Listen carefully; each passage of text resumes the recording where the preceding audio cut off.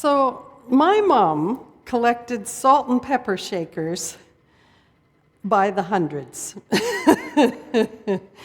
Over the years, we had every kind and size and design you could imagine.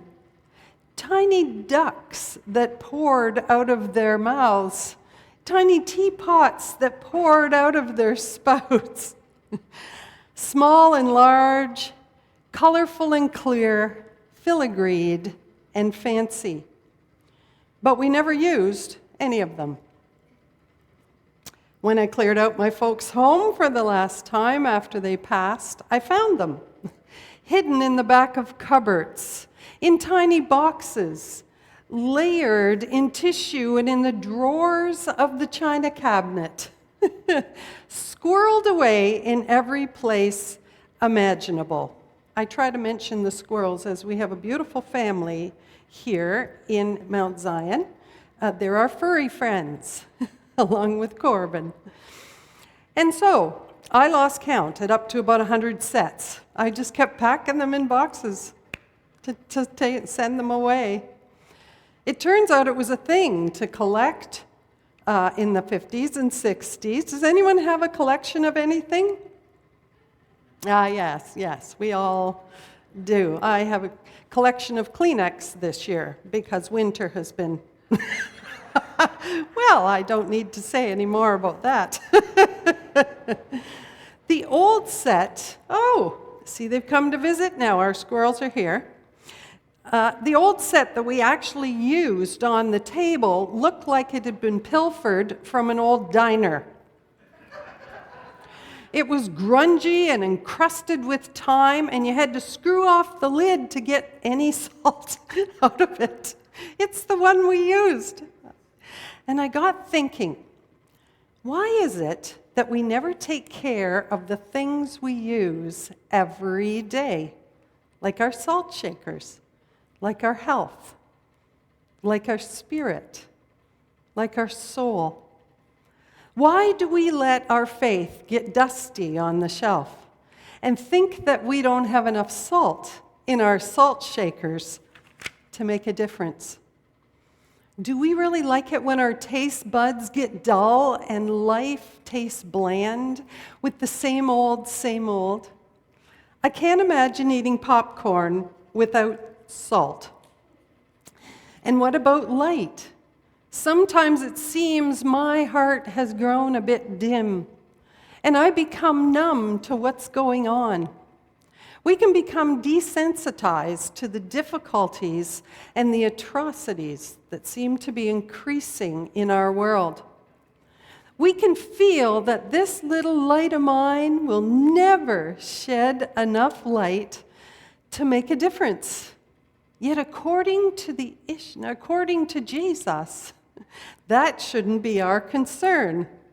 We need only to be willing. We're in the season of Epiphany, and our light, however small, can be a star of wonder, a city on a hill, a light, or a refuge, to guide us all to move on. The parable of Jesus seasons our heart with the spice of heaven as we purpose each day to be a light.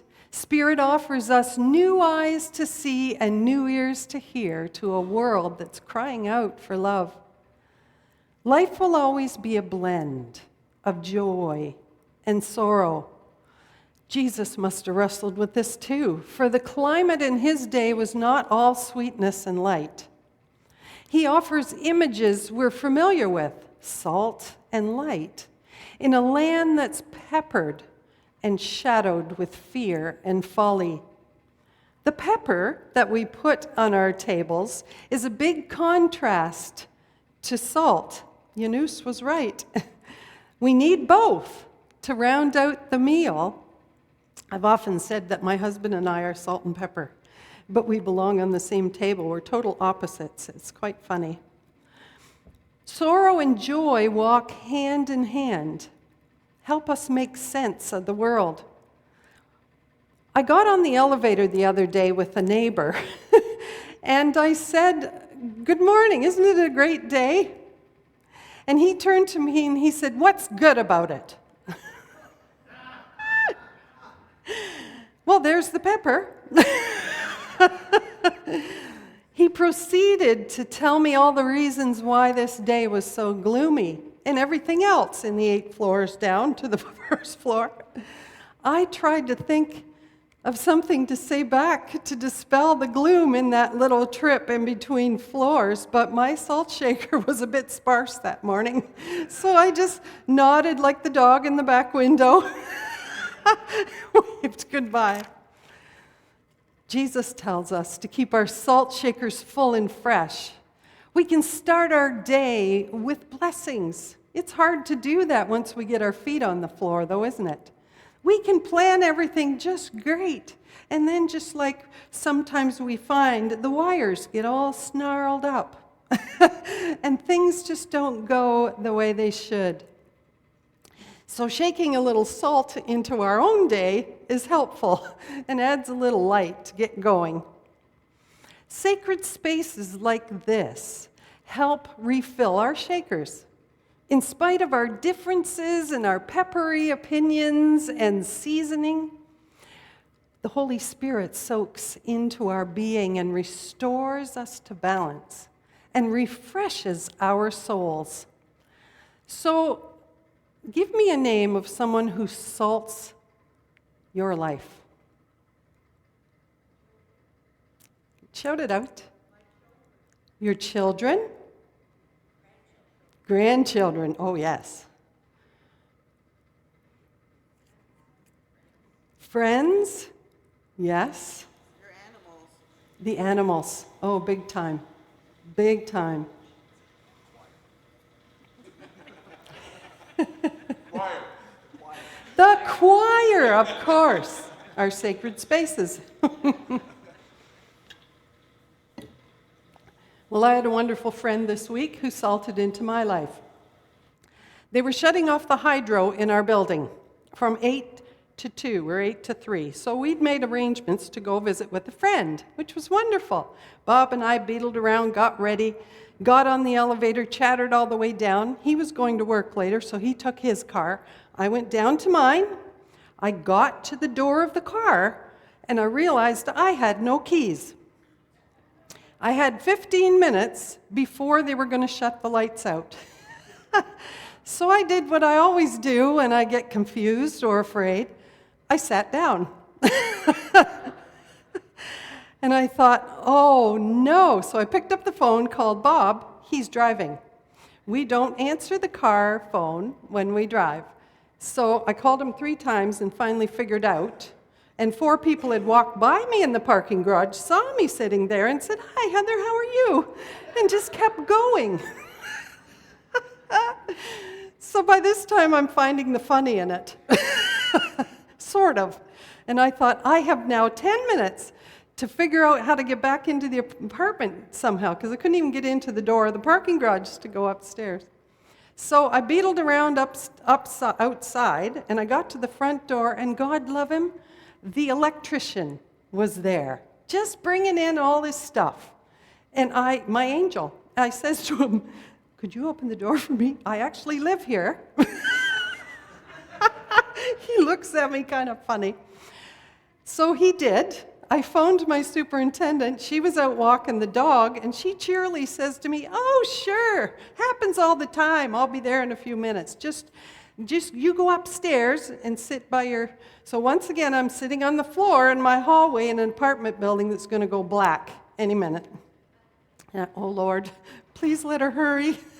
She has Carl. Carl is kind of like the young dog that's here today. Corbin, who has a set pace. We don't actually go much faster. So Kyle, I knew that she was trying to, poor Carl. So she gets in, gives me the key and says, "We have 3 minutes." I got out just in time. Isn't that, to me, that's a miracle? That was a salt shaker moment. Oh my gosh. So salt is really a matter of taste. Without it, life is bland and boring. We've talked about that. But once that holy spice salts your life, you're never the same. You want to carry your salt shaker around like that one there that I pretty near emptied the salt on when I first was trying to learn to run the thing. Bob kept saying, take your hand off the button, take your hand off the button, and the salt is piling on my tomatoes, you know. Last month at council meeting, we were lamenting that we didn't have perhaps enough salt in our salt shakers. We're running out of room here. Have you ever dropped by Mount Zion during the week? It's a huge happening place. There's almost every room. I was visiting with James earlier this week, and we ended up on the floor in the downstairs built room because there was nowhere else to sit. Well, let me just tell you, there's music nights, there's knit and chat, there's gardening, there's play groups, there's Horizon Band, there's Girl Guides, there's Collective Church, God love them, who rents the space just after us. Bless their hearts. And God's love is being shared as we dare to be light and salt here on this hill of Mount Zion. I think that's fantastic. And just coming in as another group, that's what we were lamenting about, is a wonderful group who makes sandwiches for about 100 people downtown. And they're the Tuna, I don't know their name, so I just, Tuna Tuesday. I didn't want to call them the Tuna Ladies, but I could hear them laughing and having a wonderful time just sharing together, three or four of them, and they make tuna sandwiches every week. So they're doing every Tuesday, they're doing sandwiches now. So the food bank also comes here every other week, which is wonderful. Once a month, sorry. Should have got my facts right, Pauline. I see a growing awareness in the City of London amongst all of the residents for the most vulnerable. That's our tax dollars at work. And the open hearts of many faith groups and service clubs who join hands and offer shelter and food and practical help. Warming shelters have popped up again this year. Right now, my husband Bob is working there. He works for the City of London as a building attendant. And he was up before me and out the door.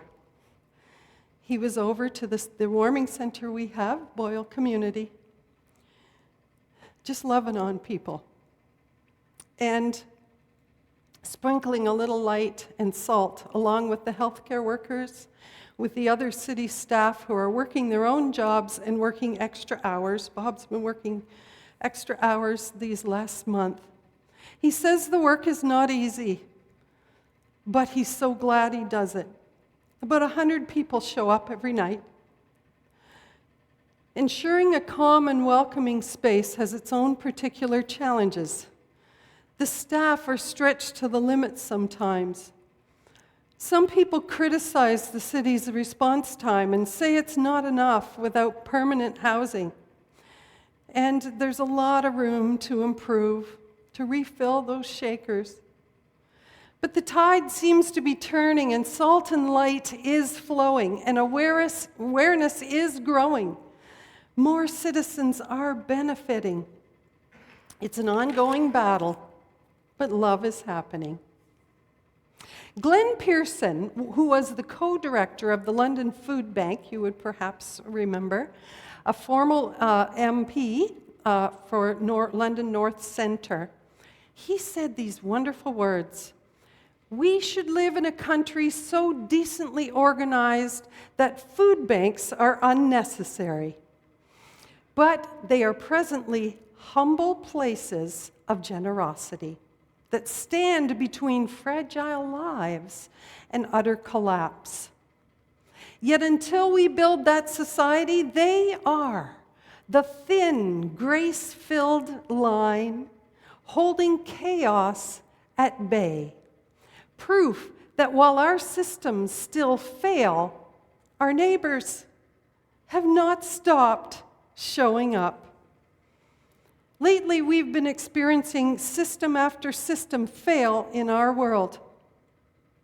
A lot of life is beyond our control. And when that happens, if we refill our salt shakers, what will happen? If we keep our porch lights on, I think it makes a difference. I chatted with a young mom a while ago. Her 2 sons are living on the street. They're struggling to get by, and she's unsure how to offer help. The system seems to be failing them. So she said she went and bought a couple of changes of clothes. She put them in a couple of bags, and she went down to where she knows they hang out. They wouldn't approach her, so she went towards them. She set the bags down. She said, "I love you." And she walked away. Can we be that neighbor who keeps showing up as Jesus asked us to? It may not be easy. Life is never easy. But let's not hide our salt shakers in light.